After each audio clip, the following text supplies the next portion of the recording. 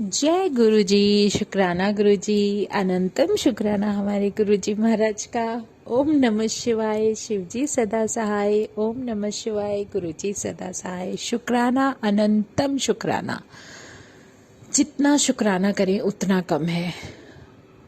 कई बार बहुत सारी ऐसी बातें होती हैं संगत जी, बहुत सारी ऐसी चीज़ें जिसे हम कभी समझ ही नहीं पाते और ना हमें पता होती हैं, और हम अनजाने में बहुत सारी ऐसी गलतियां कर बैठते हैं जो हमारे जीवन में शायद हमें नहीं करनी चाहिए। सबसे मेन जो सबसे इम्पॉर्टेंट चीज़ होती है वो है पाठ करना। जब कोई व्यक्ति पूजा पाठ करता है तो उसकी कोशिश ये रहती है कि अपने पूरे भाव से, अपने पूरे मन से जो वो अपने परमात्मा को याद करता है, तो उसमें वो अपनी पूरी कोशिश जितनी वो कर सकता है करने की कोशिश करता है। कई बार क्या होता है संगत जी, हम अनजान होते हैं, हमें पता भी नहीं होता कि हमारे साथ क्या हो रहा है, लेकिन वो होना शुरू हो जाता है कि आपने किसी से पूछा और आपको किसी ने बोल दिया कि आपको ये काम करना है, पूजा पाठ है या कोई पाठ है, कुछ भी करना है। अगर आप किसी और को करने के लिए देते हो ना, तो बहुत सोच समझ कर दो, क्योंकि वो अगर आप खुद से करोगे तो ज़्यादा बेहतर होगा। क्योंकि हमारे जो महाशिव, जो पूर्ण गुरु हैं, वो शुरू से यही कहते आए हैं कि एक तो हमें माला नहीं फेरनी चाहिए, क्योंकि माला फेरने से हमेशा अहंकार आता है। और दूसरा, जो भी पाठ करना है, जो भी नाम लेना है, कुछ भी जो करना है वो आपको खुद ही करना है। चाहे आप थोड़ा थोड़ा करके करो, चाहे कोई भी वक्त निकाल के करो, किसी भी समय करो, लेकिन आप खुद करो। ये बहुत बड़ी सीख दी है इस जीवन में, जो शायद नहीं पता था। हम लोग दूसरों पर निर्भर कर जाते थे कि किसी को भी आप अपने पास समय ना होने के बाद आप कुछ पैसे किसी भी व्यक्ति को पकड़ा सकते थे, किसी पंडित जी को दे देते, किसी को भी दे देते।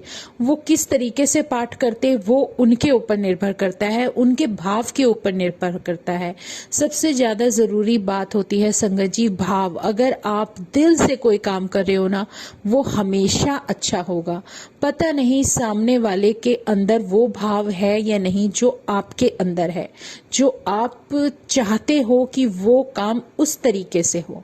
अब आप देखो, आप कभी अपने ऑफिस भी जाते हो तो आपका कोई सीनियर पोजीशन पे होगा, आप तो अपने दिल से बहुत खुशी खुशी उन्हें गुड मॉर्निंग करते हो या कुछ भी करते हो, लेकिन अगर उनका मूड सही नहीं होगा तो वो रिप्लाई उस भाव में, उस तरीके से वापस नहीं आएगा जिस तरीके से आपने उनको दिया था। यही एक ऐसा तरीका होता है जिससे हम ये समझ पाते हैं। या फिर आप ये देखो कि हम स्कूल जाते हैं, बच्चे हैं, बच्चे भी समझा देते हैं कि आज हमारी मैडम का मूड ठीक नहीं था तो आज उसने हमें ऐसे पढ़ाया, उसने हमें ऐसे पढ़ाया। तो ये जनरली सबके साथ प्रॉब्लम है। अब हम अगर कोई पूजा पाठ करते हैं तो हमारे मन में बहुत अच्छे अच्छे भाव निकलते हैं और हम उसको उसी तरीके से पॉजिटिविटी जो होती है हमारे अंदर की, वो उसी तरीके से उसका सिमरन करती है। अब ये देखो, अगर हम पाठ करते हैं तो हमारे और परमात्मा के बीच में किसी और की जरूरत है ही नहीं। हम जो भी नाम ले रहे हैं, जो ध्यान कर रहे हैं, हम सिर्फ उसका कर रहे हैं, और वो हमारी जो भी पुकार है, जो अरदास है, वो सीधे हमारे परमात्मा के पास जा रही है। तो इसलिए हमारे बीच में कोई भी नहीं हुआ, तो वो ज्यादा अच्छी स्थिति है, बजाय कि आप किसी दूसरे व्यक्ति को बोलो कि आप हमारे लिए ये कर दो, हमारे लिए वो कर दो, लेकिन वो पुकार उस परमात्मा तक पहुंचा दो। तो ये तो हमें रास्ता सही नहीं लगता। तो कोशिश ये करो कि आप, एक परमात्मा ही ऐसा है जिस तक पहुंचने के लिए हमें किसी बीच में माध्यम बनाने की जरूरत नहीं है, क्योंकि आप कहीं भी इस पूरी दुनिया में कोई काम करने चले जाओ, आपको बहुत लोगों के पास जाना पड़ता है अपने काम करवाने के लिए, लेकिन एक परमात्मा ऐसा है जिसके पास अगर आपको जाना है ना, तो वो रास्ता खुद बना के दे देता है। सिर्फ आपके सच्चे दिल की अरदास उनके चरणों में होनी चाहिए। इसीलिए कोई भी पाठ, कोई पूजा पाठ करते हो तो आप खुद करो, किसी और को मत बोलो कि आपका नए नाम लेकर वो उस चीज को करे, क्योंकि उसके भाव, उसकी स्थिति, उसकी परिस्थिति कैसी है ये आप नहीं जानते। और इसी से रिलेटेड एक प्रसंग है जो हमारे महाराज ने हमें सिखाया है, हमारे प्रभु ने कोई सीख दी है। वो इस तरीके से है कि एक व्यक्ति होता है जो दूध का काम करता था और दूध लेकर रोज नित्य प्रति गुरुद्वारे जाता था, अपने गुरु के दर पे जाता था। और वो बहुत परेशान था कुछ दिनों से, तो जो वहाँ के जो काफ़ी बड़े सीनियर उस पे जो कहते हैं ना वाणी जो अपनी सुनाते हैं, जो वहाँ के काफ़ी बड़े गुरु होते हैं, वो उनसे पूछते हैं कि क्या बात है, तुम इतने परेशान क्यों लग रहे हो। तब वो बताता है कि महाराज करूं क्या, मैं परेशान हूं क्योंकि मेरे से किसी एक व्यक्ति ने पैसे लिए थे जो आज तक नहीं लौटाए, और मैं उसे बोल बोल कर थक गया हूं, लेकिन वो पैसे नहीं आए। और देखो अब मैं क्या करूं, मुझे ज़रूरत है, तो मतलब कितना बोलूं मैं उसके पास जा जाकर। और उसकी व्यथा सुन के वो उनको आदेश देते हैं कि तुम अपने घर में पाठ बिठाओ, गुरु साहिब का पाठ बिठाओ, और जब वो ये जो गुरु ग्रंथ साहिब का पाठ होता है वो कराओ। जब ये पूरा होगा तभी तुम्हें तुम्हारा पैसा मिल जाएगा, और ना मिले ऐसा हो ही नहीं सकता। तो वो उसको एक रास्ता दिखाते हैं, वो अपने घर में बिठा लेते हैं पाठ। जो एक पाठी होते हैं जो उसको पढ़ते हैं वो भी पाठ कर लेते हैं, वो पूरा हो जाता है। उसके बाद भी वो परेशान। तब वो उनसे पूछते हैं कि क्या हुआ, तो वो कहने लगा कि महाराज आपने तो कहा था कि ऐसे ऐसे करो, मुझे तो कुछ इसका फल नहीं मिला, मुझे तो मेरे गुरु ने कुछ भी नहीं लौटाया। तो वो कहने लगे नहीं, ऐसा हो ही नहीं सकता, क्योंकि इसमें बीच में जरूर कुछ गड़बड़ है। उसने कहा कि आप पाठी को लेकर आओ अपने साथ, जिन्होंने पाठ किया था।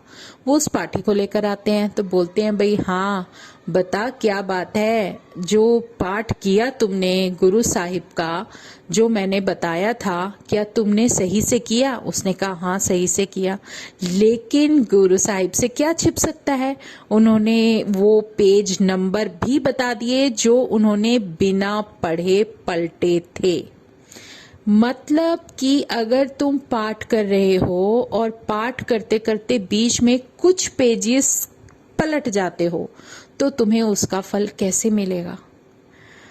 तुम्हारे अंदर भाव क्या था और तुमने ये गलती क्यों की। क्योंकि जो अरदास कर रहे हो उस अरदास में अगर कुछ पंक्तियां ही गायब हो जाएंगी तो वो पूरी अरदास तो हमारे महाराज के पैरों में नहीं गई, उनके चरणों में नहीं जाकर बैठी, तो तुम्हारी क्या अरदास सुनेंगे गुरुजी महाराज।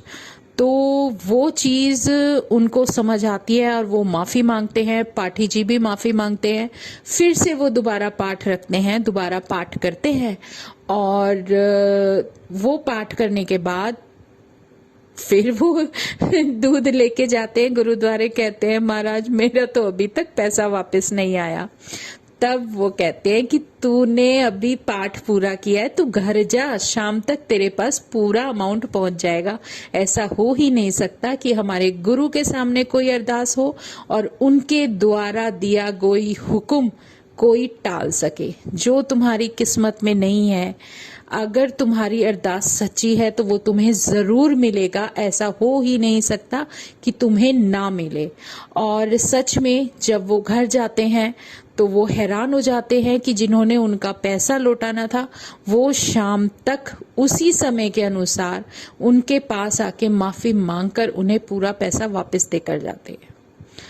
तो अगर आप सच्चे दिल से कोई अरदास करते हो और पूरी तरीके से कोई काम करते हो और आपका सर आपके गुरु के सामने झुका हुआ है, आपके गुरु जानते हैं आपके लिए कब किस चीज की जरूरत है, ऐसा हो ही नहीं सकता कि आपको वो चीज ना मिले।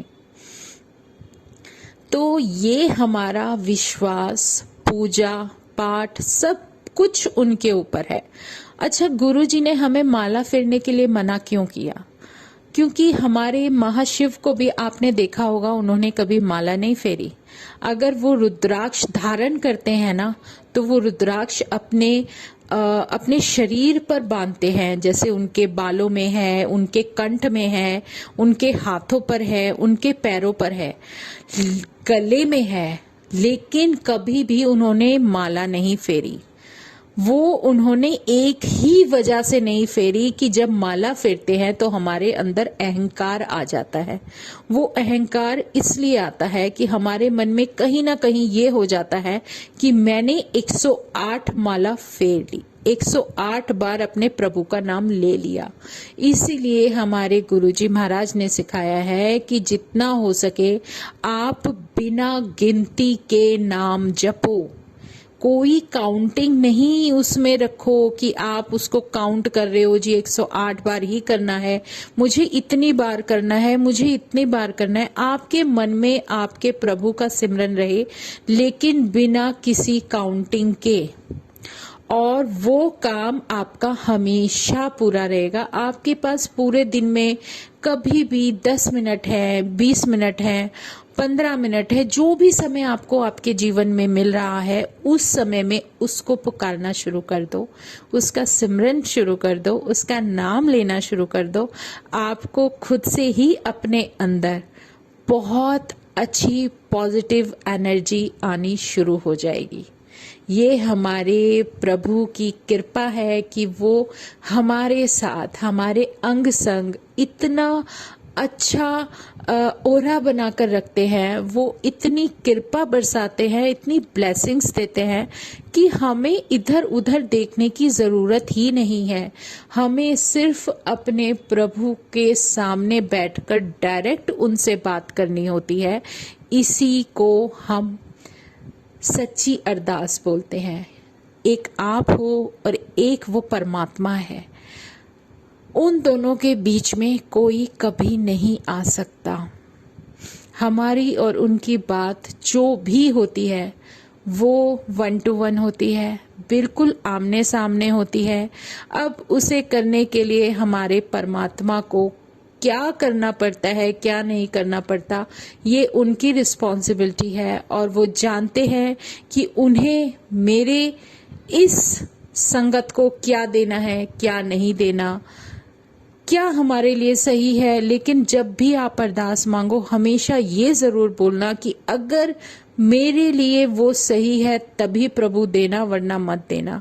क्योंकि कई बार हम मांगते हुए बहुत गलतियां कर जाते हैं, लेकिन मेरे पूर्ण गुरु ने सिर्फ ये जरूर सिखाया है जीवन में कि आप मांगो नहीं, आप मनो। अगर तुमने मुझे मानना शुरू कर दिया तो तुम्हारे जीवन में सब कुछ सही हो जाएगा। और वो जानते हैं, वो सब कुछ देख रहे हैं, वो हमारे आगे तक का, इतना आगे तक का फ्यूचर देख रहे हैं, वो सब कुछ देख रहे हैं। उन्हें दिखता है, उन्हें पता है कि हमारे साथ क्या होना है, क्या नहीं होना। जो चीज जिस समय होगी वो उसी समय आपको मिल जाएगी। ये उनका बहुत बड़ा आशीर्वाद होता है। लेकिन हमें सिर्फ धैर्य, एक सब्र रखना बहुत जरूरी है, जिस धैर्य और विश्वास के साथ हम उनके सामने बैठते हैं, तो वो विश्वास उस प्रभु की कृपा से ही हमें मिलता है। ये बहुत बड़ी ब्लेसिंग होती है, इसे आप कम मत समझो।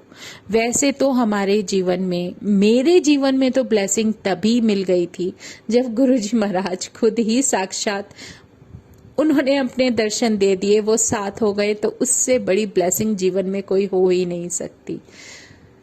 बाकी सब कुछ चलता रहता है, दुख सुख तो आनी जानी चीज है। कुछ आया है तो वो जाएगा भी। हर किसी के जीवन में कुछ ना कुछ आना जाना, सुख दुख हर किसी के साथ लगा रहता है।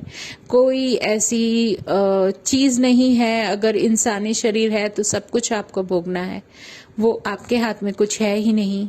बस एक ये है कि हमारा जो रिश्ता है हमारे परमात्मा से, वो कितना पवित्र है, वो किस हद तक आप उन्हें अपना मानते हो और किस हद तक आपके मन में उनके लिए कुछ भी अच्छे भाव आ रहे हैं, तो ये समझ लेना कि वो शक्ति आपके साथ है और वो आपके अंग संग आपको अपना एहसास करा रही है और वो बता रही है कि तुम इस रास्ते पर चल रहे हो, बिल्कुल सही रास्ते पर चल रहे हो।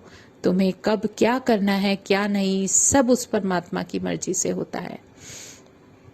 इसी भाव से हमारे दिल में जो शुक्राना निकलता है ना, वो हमारे लिए बहुत, हमारे जीवन में एक इतनी प्यारी उम्मीद, एक इतनी प्यारी लाइट दे देता है। कहते हैं ना, जिस अंधेरे में हम चलते चले जा रहे हैं, उस अंधेरे में एक ऐसी रोशनी दिखना कि हमें नहीं पता कि हम क्या कर रहे हैं, कैसे जा रहे हैं, हमें आगे कुछ नहीं दिख रहा, लेकिन अचानक से आपके जीवन में एक रोशनी उभर जाती है और वो रोशनी तुम्हें दिखा रही है, बता रही है कि आ जाओ, मैं यहाँ पर हूँ, तुम्हें यहाँ तक आना है।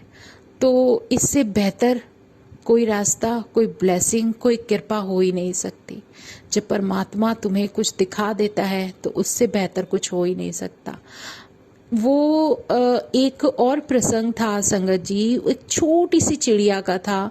शायद पता नहीं, मैंने आपको आपके साथ शायद पहले भी शेयर किया है, शायद किसी ने सुना हो कि कैसे, एक बार फिर शेयर कर देती हूँ, पता नहीं क्यों याद आ रही है। वो छोटी सी चिड़िया, एक चिड़िया थी बेचारी, उसके कर्म ऐसे थे पिछले जन्मों के कि उसके इस स्थिति में, दयनीय स्थिति में आ गई थी कि उसके पंख भी नहीं थे, वो उड़ नहीं सकती थी और बहुत बुरी तरीके से घायल थी। उसको कुछ खाने पीने को नहीं मिल पा रहा था क्योंकि वो उड़ ही नहीं सकती, तो वो अपने लिए कुछ भी अरेंज नहीं कर पा रही थी। तो वहां से एक साधु निकल रहे थे, उन्होंने उस चिड़िया को देखा और बहुत ही ज्यादा उसकी दयनीय स्थिति देखकर उन्होंने प्रभु को स्मरण किया, उनके उस चिड़िया के लिए प्रार्थना की, सब कुछ बताया।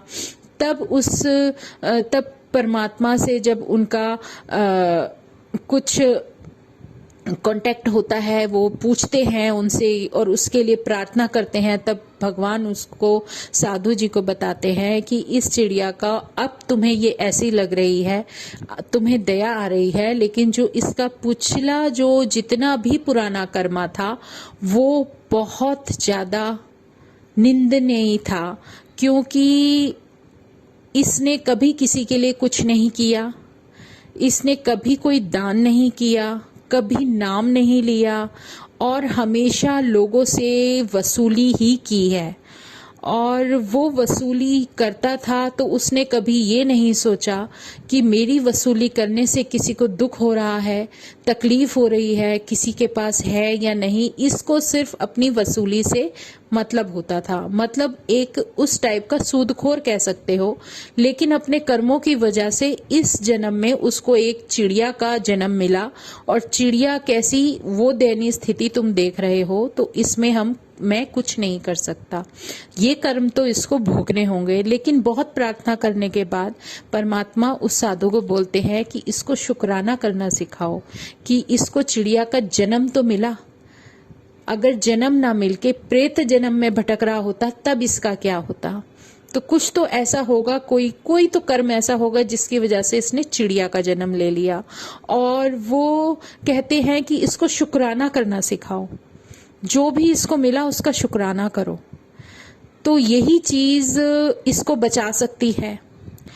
और जब साधु सारी बात समझ जाते हैं तब वो उस चिड़िया को वो चीजें बताते हैं कि चिड़िया रानी, अब तुम शुक्राना करना सीख लो। और उसको समझाते हैं कि अब इस जीवन में जो तुम्हें जो भी पल, जो भी दिन जो भी वक्त मिला है इसमें सिर्फ शुक्राना करो। और वो चिड़िया शुक्राना करना बोलना शुरू कर देती है। वो शुक्राना करना शुरू कर देती है। धीरे धीरे धीरे उसको आदत हो जाती है, कुछ मिला नहीं मिला, और उस परमात्मा को सिर्फ याद करके शुक्राना करने से ही उसके सामने कोई ना कोई कुछ डाल जाता था। लोगों को उस पर दया आने लगी और वो आकर उसके पास कुछ डाल जाता था और वो धीरे धीरे धीरे धीरे ठीक होने लगी। उसको पानी भी मिला, उसको खाना भी मिला, और उसके जो प्रार्थना थी, जो अरदास परमात्मा के पास जा रही थी, धीरे धीरे उसके पंख भी आ गए और उसने वहीं जहां बैठती थी उसी पेड़ पर ऊपर अपना घोंसला भी बना डाला और वो शांतिपूर्वक जीवन जीने लगी। तो एक शुक्राना, छोटा शब्द हम सोचते हैं कि शुक्राना शुक्राना, शुक्राना है क्या? एक तरह का धन्यवाद है जो हम परमात्मा को करते हैं। और वो धन्यवाद करने की जो आदत हमें परमात्मा डाल देते हैं, जो हमें सीख देते हैं, जो लेसन देते हैं, वो हमारे लिए बहुत जरूरी होता है। और जब उधर से परमात्मा दोबारा से निकलते हैं, वो भी देखकर खुश होते हैं कि चलो इस चिड़िया को कुछ तो सीख आई। फिर एक दिन साधु जी वहां से वापस जा रहे थे। उन्होंने कहा, उनके मन में वहां से निकलते हुए विचार आया कि देखो, मैं देखता हूँ वो तो चिड़िया बेचारी अब तक मर ही गई होगी, अब तक तो उसके प्राण पखेरु उड़ गए होंगे, पता नहीं अब कौन सा जन्म मिलेगा उसको। लेकिन वो देखकर हैरान रह जाते हैं जब वो चिड़िया आके उनके पैरों में प्रणाम करती है।